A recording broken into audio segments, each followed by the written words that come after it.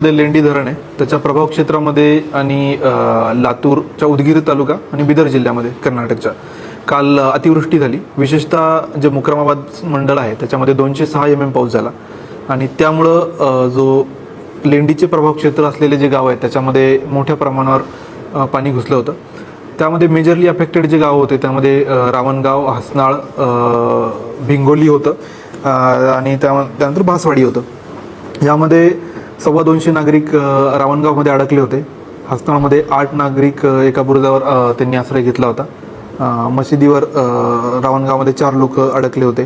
त्यानंतर झाडावर 8 नागरिक रावणगावमध्ये अडकले होते. भिंगोलीमध्ये साधारणतः 40 नागरिक होते. असं मोठ्या प्रमाणावर समस्या निर्माण झाल्या होत्या आणि पहाटेपासून मग रेव्हेन्यूची टीम, त्यानंतर SDRFची एक 45 जवानांची तुकडी 6 पासून या सगळ्या बचाव कार्यामध्ये आहे. त्याचसोबत पोलिसांची क्विक रिस्पॉन्स टीम पण त्या ठिकाणी पोहोचली आणि सोबतीला एक बॉम्बे सॅपर्स आर्मीची एक तुकडी आहे, तिला आम्ही पाचारण केलं आहे, ती पण ऑन द वे. तर या सकाळपासून सुरू झालेल्या ऑपरेशनमध्ये आतापर्यंत जे काही क्रिटिकल लोकेशन्सला अडकलेले लोक होते यांना SDRF टीमनी रेस्क्यू केलेलं आहे. आता फक्त रावणगावमधले साधारणतः 80 ते 100 लोक सध्या अजूनही वेढलेले आहेत पाण्याने आणि पुढच्या साधारणतः 1-2 तासामध्ये आम्ही त्यांना रेस्क्यू करू. यामध्ये साधारणतः 5 लोक मिसिंग असल्याची कंप्लेंट आहे, त्यांचा शोध चालू आहे.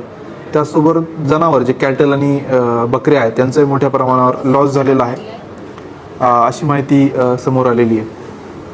तर हे बचाव कार्य आमचं युद्ध पातळीवर सुरू आहे आणि आम्ही लवकरात लवकर यावर कारवाई करू.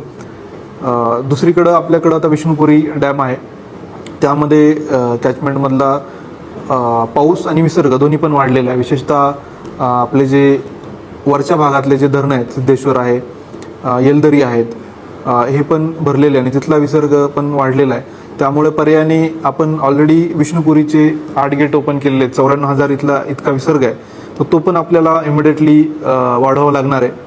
तत्काळ तो 1.25 लाखचा करायला लागणार आहे. त्यामुळं नांदेड शहर आणि या विष्णुपुरी म्हणजे डॅमच्या पुढचे नदीकाठचे जे गाव आहेत यांना सतर्कतेचा इशारा दिलेला आहे. आपण सतर्क राहावं. जे आपल्याला मेसेज येत आहेत प्रशासनाकडून त्यावर लक्ष ठेवावं आणि त्या पद्धतीने प्रशासनाला सहकार्य करावं.